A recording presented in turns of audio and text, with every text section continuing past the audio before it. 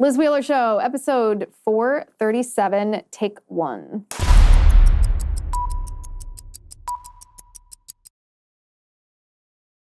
Congressman Jamaal Bowman pulled the fire alarm in the Cannon building at the Capitol in order to stop Republicans from voting on a stopgap continuing resolution to avoid the government shutdown. Of course, Jamaal Bowman is a Democrat. A Republican wouldn't do this. A Democrat would do this. And the stages of his denial are almost funny if it weren't for the fact that the Republicans are going to let him get away with this. So what I want to talk about tonight is I want to talk about exactly what he did and what Republicans ought to do and what it means if Republicans don't do anything to hold him accountable. So first of all, I want to show this photo. This is the photograph that the Capitol Police released that shows Congressman Jamaal Bowman. You can see him pulling the fire alarm. We all know what a fire alarm looks like, right? Everyone over the age of 7 knows what a fire alarm looks like. Plus, when you walk up to a fire alarm, it says fire alarm splashed all over it. It usually even tells you if you pull this, the alarm will ring. If you open the door, the buzzer will sound. No one is so stupid that they don't know what a fire alarm is, except apparently Congressman Jamaal Bowman. He's claiming that he didn't realize what this was. So before we get into showing you, see those signs standing around him? See the signs on the door and the sign right there, kind of behind him to his left at the bottom right corner of the picture. Those are signs that say exactly what the fire alarm will do if you pull it. And we're going to read those signs in just a second. But I would just like to put this thought out there for any Republican members of Congress who are listening. What Jamaal Bowman did here is not only a crime, it actually is a crime in Washington, D.C. to pull a fire alarm as a hoax or to do a false alarm. But I assume that this qualifies as obstruction of an official proceeding because the reason Jamaal Bowman pulled this fire alarm was to prevent the Republicans from passing this continuing resolution because it did not include funding for Ukraine, which is what the Democrats wanted. Now, this continuing resolution, you can argue that it's terrible. It probably is. It only funds the government through November 17th. So it's a couple more weeks and we're going to be having the same fight again. I think that Matt Gaetz is going to try to get rid of Speaker McCarthy in the interim, which might not be a bad thing. Just depends on the coalition Matt Gaetz has behind him. Again, we can talk about that a little bit later.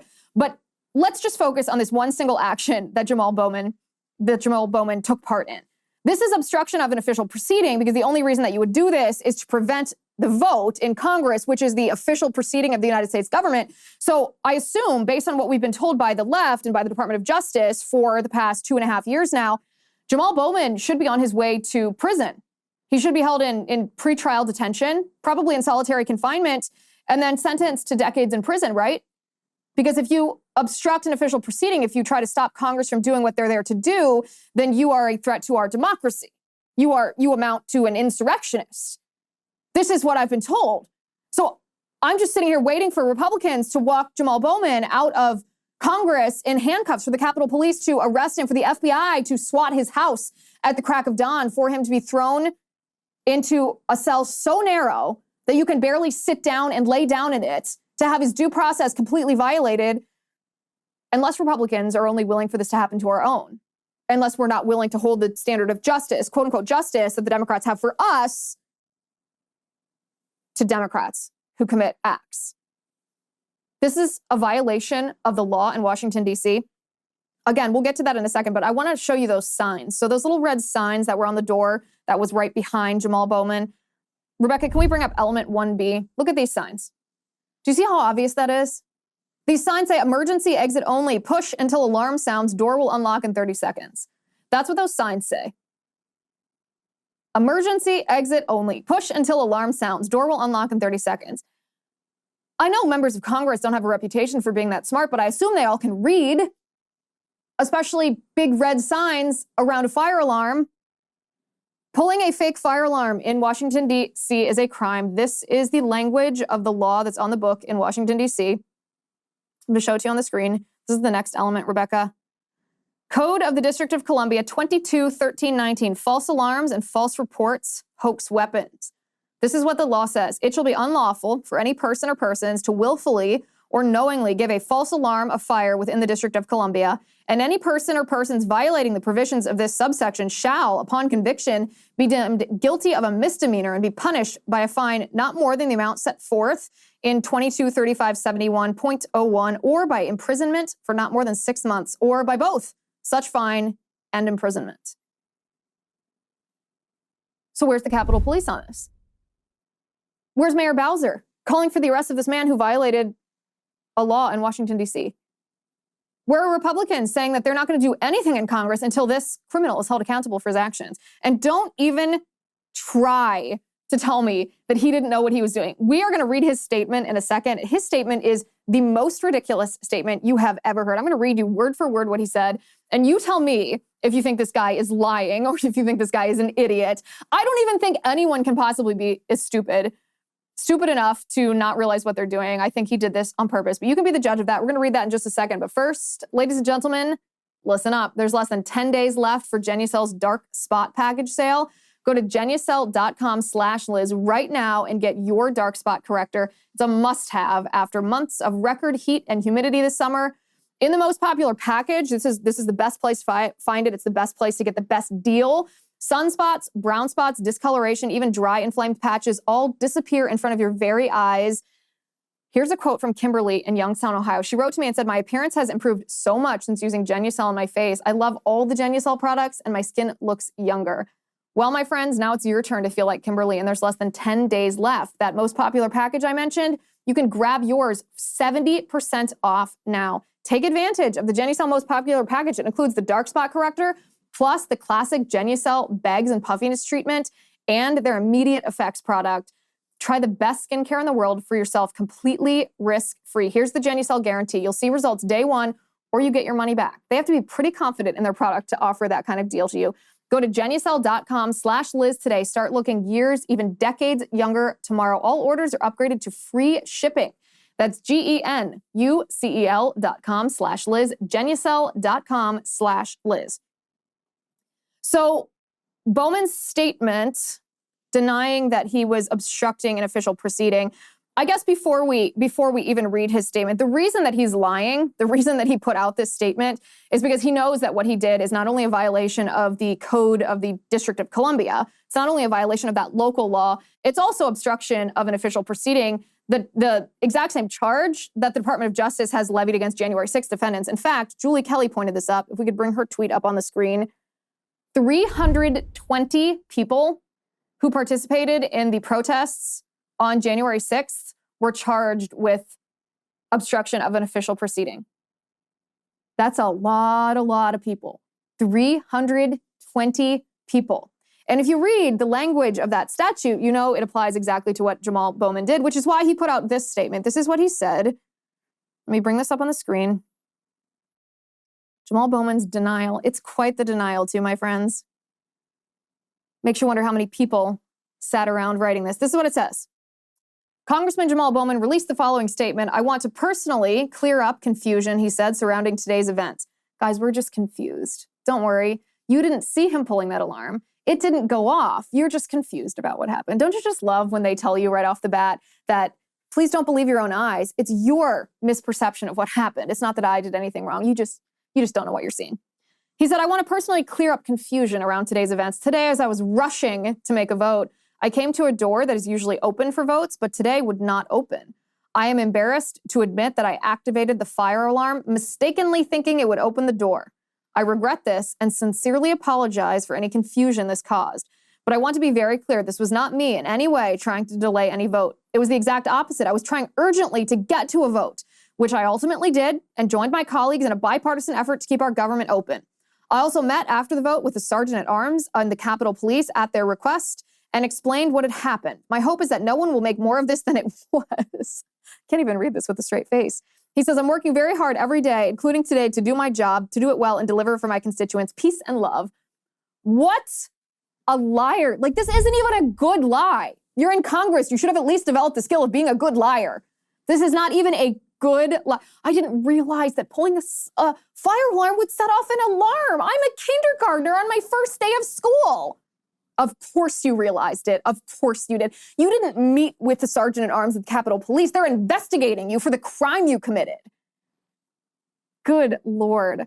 I expect now we should see conspiracy charges all around for everyone who was involved in writing that statement. So Jamaal Bowman himself and any staff member who took part in propagating or creating or crafting the language of this lie. RICO charges all around for the conspiracy to help him obstruct an official proceeding.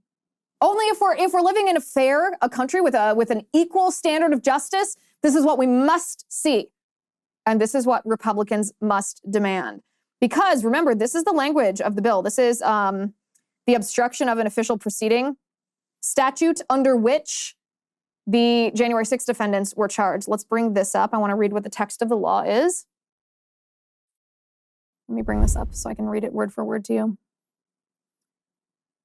Whoever corruptly alters, destroys, mutilates, or conceals a record, document, or other object, or attempts to do so with the intent to impair the object's integrity or availability for use in an official proceeding, or otherwise obstructs, influences, or impedes any official proceeding or attempts to do so, shall be fined under this title or imprisoned not more than 20 years or both.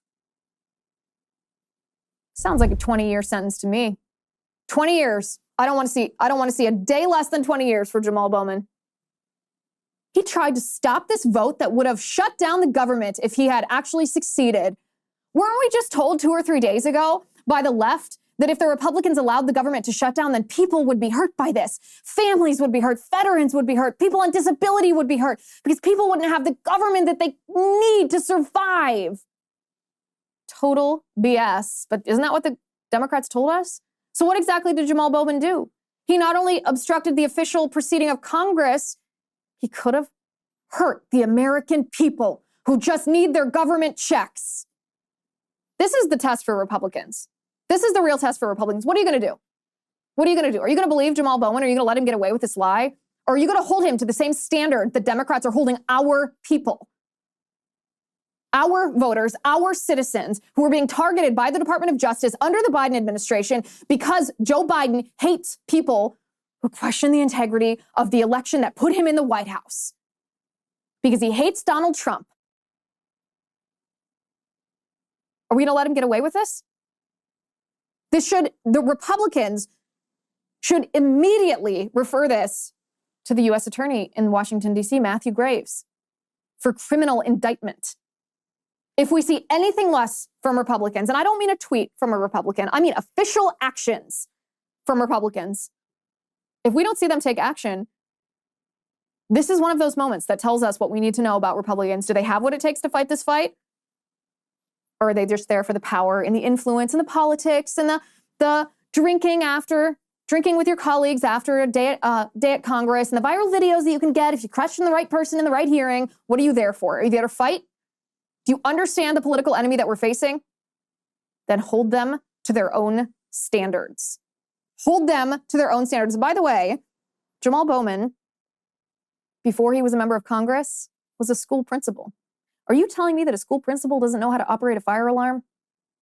I find that just a little hard to believe. He's also on the Committee on Education and the Committee on Science, which is interesting. Very interesting, given the state of education in our country. We're going to talk about that in just a second. But first, I want to talk to you about the morning kick. The morning kick is Chuck Norris's drink. You know Chuck Norris. He's 83 years old, but not like Biden 80s. Chuck Norris is still kicking, punching, and looking great. His secret is not some crazy exercise thing either. He started taking a few powerful supplements, and he says that he feels better today than he has in years. These ingredients worked so well that he put them all together in a drink he calls the Morning Kick. A name, I love the name. Best marketing thing I've heard in a long time. The Morning Kick combines all 10 of Chuck Norris's favorite supplements into one daily drink. I'm talking probiotics, prebiotics, superfoods, and several of the most powerful supplements on earth. And the best part of all, it tastes like strawberry lemonade. It's delicious. The Morning Kick helps increase energy. It boosts digestion. It helps you think more clearly. Everyone's results are unique, of course, so results will be different for different people. But if you want to try it for yourself, and I highly recommend you do, head over to Chuck's website at mymorningkick.com/Liz. That's mymorningkick.com/Liz. Remember, like I said, all individuals are unique. So of course, as such, your results can and will vary, but you should try this, mymorningkick.com/Liz. A little ironic, don't you think, that a former school principal, wouldn't know how to operate a fire alarm? It's not just ironic, it's downright unbelievable. But speaking of the state of education in our nation, let's look at schools in Illinois for just a sec. This is a new report. I don't care how often we say that the public education system in our country is A, an indoctrination center, and B, is failing students academically. When you see a statistic like this, it really makes you stop and think. Right now in the state of Illinois, 30 public schools have 0 students who can read at grade level. 0. 30 different schools have 0 students who can read at grade level. So this doesn't mean that they have a lot of students who are failing reading. It doesn't mean that there's one school where every single student, 30 schools, how does this even happen? How does this even happen? I'll tell you how this happens. This is something that I talk about in my book. When I talk about public education, we know that public education right now is completely corrupted with critical race theory and trans ideology, the 1619 Project, moral relativism, all of that stuff. We don't really need to establish that that's happening. We know that it is. But one of the most interesting tidbits that I came across when I was researching my book is that public schooling in the United States hasn't been mandatory the way that it is now for that long. Really not that long. Public schooling became mandatory. The first state to adopt it was actually in 1852. The state of Massachusetts made public schooling compulsory because at the time there was an influx of Catholic immigrants to our country, and the Protestant politicians in charge of Massachusetts wanted to indoctrinate the immigrant children in American values so that those children, the immigrant children, would be loyal to America first rather than the country of their birth. And they wanted to indoctrinate these immigrant children in Protestant values because, well, the centuries-old battle, the ongoing battle between Protestants and Catholics. And I realized as I was reading this that our education system actually was always intended. It is supposed to be used as an indoctrination center. It's not supposed to be this neutral reading, writing, and arithmetic center. That's not possible, right? You can't have children in your care for 8 hours a day, even if you're just teaching them academic subject, without imparting some sort of values. There's really no such thing as a value-neutral education. Yet, even though our education system was intended to indoctrinate, it was Republicans who, or at least it was Republicans who let go of that. It was Republicans who relinquished that, who surrendered it to the left. Somewhere between the time when public schooling became mandatory and now, Republicans just completely stepped back and Democrats were only too happy to step into that void and fill that with Democrat values. And I think that this is something that conservatives in the Republican Party need to grapple with, because it can sound edgy or unappealing or even immoral to say that our schools should be used as an indoctrination center. But the reason that it sounds edgy or immoral is because we associate indoctrination with what the left is indoctrinating our children with right now, the critical race theory and the trans stuff. But indoctrination itself isn't necessarily immoral. It's actually a very ambiguous word. It's a morally neutral word. It's not good or bad in and of itself. It depends on what's being indoctrinated that determines whether it's moral or immoral. And right now, the Democrats are indoctrinating with immoral stuff, which means that the indoctrination is immoral too. But Republicans need to take back education and not just try to make it into some value-neutral reading, writing, arithmetic center. That's never going to happen. They need to take it back and start indoctrinating American civics and values and Judeo-Christian principles. It doesn't mean forcing kids to worship a God that their families don't choose to worship, but it does mean teaching the underlying morality, the underlying Judeo-Christian morality that underpins our entire society, that underpins not only our laws, but our culture and the function or the way that our government was set up. And I challenge conservatives in my book. I'm interested for you guys to read that chapter specifically because I challenge conservatives to stop thinking about our institutions the way that the Republican Party thinks about them. The Republican Party wants us to, quote unquote, get back to what they used to be. And they paint what they used to be as being this neutral apparatus, and they never were a neutral apparatus. Our institutions have never been neutral. It's just a matter of who was in charge of them. It used to be Republicans. It used to be pro-America and people that were in charge of them. And so we thought of that as being neutral because those principles, American principles, your Judeo-Christian values seemed so normal to people that it didn't seem like indoctrination. But it is indoctrination, but it's the good kind. And I challenge conservatives, don't just try to return this to some obscure state of neutrality that never really existed. Take back this institution and use it to teach the next generation of children why America is good and the Judeo-Christian principles that underlie it, that make us good. If we don't do that, I'm not sure that it's worth having a public school system at all. And I know that this is one of my most based viewpoints. Even a lot of Republicans are hesitant to jump on this train with me, although you're all invited to climb on board. But if we are not using our public school system for positive indoctrination of American values and Judeo-Christian values, then what's the point of it? Because we're academically failing students. I mean, this statistic from Illinois is just jaw-dropping. 30 schools in Illinois have 0 students who can read it at grade level. So why are you sending your children there then? Are you sending them there because it's free daycare? because children come out just with horrible social skills. They're bullied, they're ignored, they're neglected. They spend all of their time listening to being in this classroom just surrounded by peers their own age. They're socially stunted when they come out of public school. So it's academically failing students. It's producing socially stunted children. Oftentimes in inner cities, schools are a hub of gang violence and gang recruiting. If you're not at the same time, if there's not even the redeeming value of being taught American values and Judeo-Christian morals, then why do we even have the public school system? What purpose does it serve? If it's just a gigantic childcare apparatus, then we need to rethink our childcare apparatus, because we are at the point in our country where I wouldn't wish my worst enemy to send their child to a public school. It is a pit of snakes for children. A pit of snakes. And like I said, I unpack all of this in my book, and I hope you guys read that part, because I think that this is really key to Republicans not losing, because we're losing. We've been losing for 50 or 60 years. Everything the Republican Party has tried, the conservative movement has tried, has not worked, or we wouldn't be existing right now in this cultural insanity in which we are existing. So we have to be able to objectively look at, well, what have we done for the last 50 years that isn't working? And how can we readjust that? What have we gotten wrong, and how do we make it right? And I propose that solution in my book. So go to hideyourchildrenbook.com, hideyourchildrenbook.com. Nikki Haley had an interesting post. Donald Trump had called her a bird brain following the Republican debate last week. He posted on Truth Social and called her a bird brain. Maybe not his best insult, although I guess a little bit funny. I don't think she's a bird brain. I just think she's never met a war that she doesn't like. Well, Nikki Haley posted a picture on social media that, I got to tell you, I'm a little skeptical about the authenticity of this photo. I'm going to bring it up and I'm going to show you in just a second. But first, I want to talk to you about American Heart for Gold. Do you want to prepare for the future? Do you feel that we need to prepare for the future?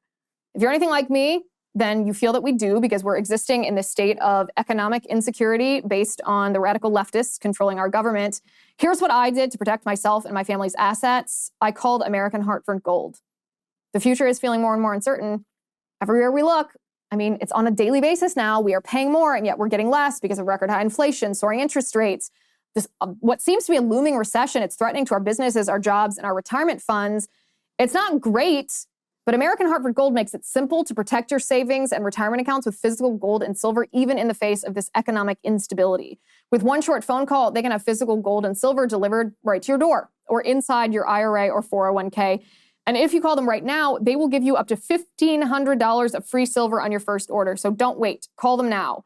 Call 866-781-7499. That's 866-781-7499. Or text Liz to 65532. Again, the phone number is 866-781-7499. Or text Liz to 65532. So this is the photo that Nikki Haley posted on social media. This is from her X, formerly known as Twitter account. If we could bring this up on the screen. She posted a picture of something that she said she found outside her door. It is a bird cage with bird feed on the top and a little card that says "From the Trump campaign." Now, I believe that someone delivered this in front of her door. I'm not questioning the fact. I don't think she staged this. I don't think she went out and bought a bird cage and bird feed just to try to, that would be a really weird hoax to pull. That would be like, would almost be like the Jussie Smollett thing, but like lamer than that. I don't disbelieve that this was in front of her door, but I don't think it was from the Trump campaign. I think it was just some individual who doesn't like Nikki Haley who sent this and signed the name of the Trump campaign. I don't have any evidence to back this up. I didn't see the return address. It's just my speculation. Call it my educated guess. My educated guess. Think about this. This is why I suspect this is not from the Trump campaign. Donald Trump, after Chris Christie called him Donald Duck on that debate stage, like the cringiest moment that you can possibly imagine, his response to that was, anybody who would come up with and use an insult as dumb as that is not qualified to be president. Brilliant response. The response made me laugh. Perfect way to respond to it. Donald Trump generally has pretty good nicknames for people. He generally has a bit more wit than a birdcage. Birdcage is not that funny. Bird feed, that's not good. That's dumb. Donald Trump would never do that. It's too dumb. And she's not a big enough threat that he would actually send a package to her door. So I believe she found it outside of her door. I do not believe it's from the Trump campaign. That is what I will say. So after we talked about RFK last week, there's speculation that he's going to announce that he's running not as a Democrat, but as an independent on, I think, October 9th or 10th. And a lot of conservatives, especially online, are saying this is bad for Trump. He pulls more people from Trump, people who are unhappy with how Trump handled COVID.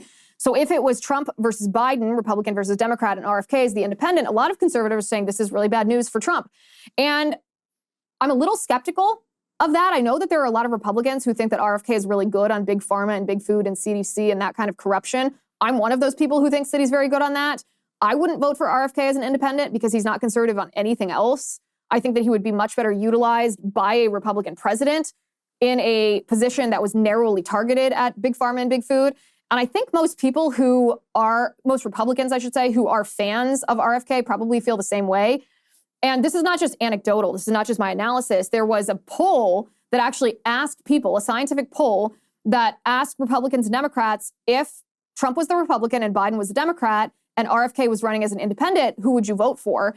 And this poll found that 33% of Democrats would vote for RFK. So Biden would lose a third of his voters to RFK, and only 14% of Republicans would choose RFK over Trump. So there was a poll out right from the get-go that showed that maybe this fear being expressed by conservatives isn't true. I mean, it's early. Things could change, I suppose. A poll is not foolproof. I mean, some polls aren't accurate. But just for the fun of it, I posted on my X account and I asked you guys the poll question. This is what I put. I said, if you are a Republican, would you vote for Trump, Biden, or RFK Jr. if he runs as an independent? And these are the results. About 10,000 of you guys voted, and 84.3% said Trump, 1.7% said Biden. Who are you, by the way? What Republican votes for Biden? And maybe Anna Navarro follows me or something like that. And then 14% said RFK Jr. So the interesting part here is that the results of this poll on the Republican side exactly matched the scientific poll, the survey that was done with among Republicans nationwide. So I found that very interesting. I know that a poll on X.com is not scientific. It is biased to your audience, which I'm not denying. I did think it was interesting. The bias of my audience showed up. I also asked the opposite question. If you're a Democrat, would you vote for Trump, Biden, or RFK Jr. if he runs as an independent? And here the results are obviously biased by who follows me on X.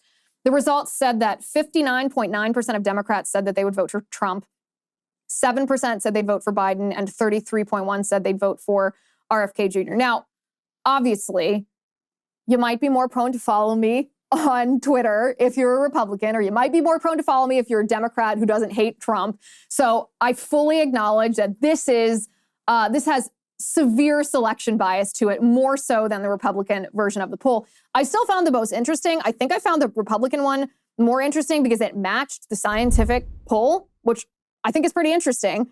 I'm still not convinced that RFK would spoil for Trump. I think he would spoil Biden. RFK himself thinks that he pulls more votes from Trump. So we will have to see what we will have to see, but I am not convinced. Guys, if you haven't gotten a copy of my book, well, you might be just the few people listening who have left to buy this book, because so many of you have been so awesome and have bought books the last week, which I really appreciate. You can go to hideyourchildrenbook.com to get Hide Your Children, Exposing the Marxists Behind the Attack on America's Kids. I really appreciate all your feedback. Like I said last week, when this book first came out, I, of course, was excited for you guys to read it just because I've been working on it for so long. And you can't always talk about everything that you're going to put in a book because you got to save it for the book. So I was excited, but I was also nervous because there are some ideas, some suggestions, some strategies that I suggest that are different than what the Republican Party is offering, because I don't think the Republican Party has been effective the last 50 years in fighting off cultural Marxism. Otherwise, we wouldn't be existing in this cultural madness that we're existing in right now. So don't we want to change the strategy so that we start winning?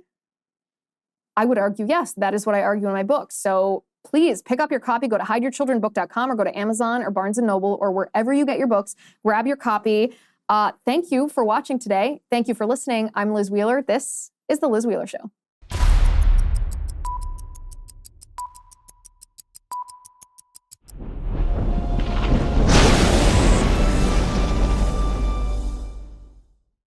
If you haven't already, give this video a thumbs up, hit the subscribe button below, and ring the bell to make sure you never miss a video.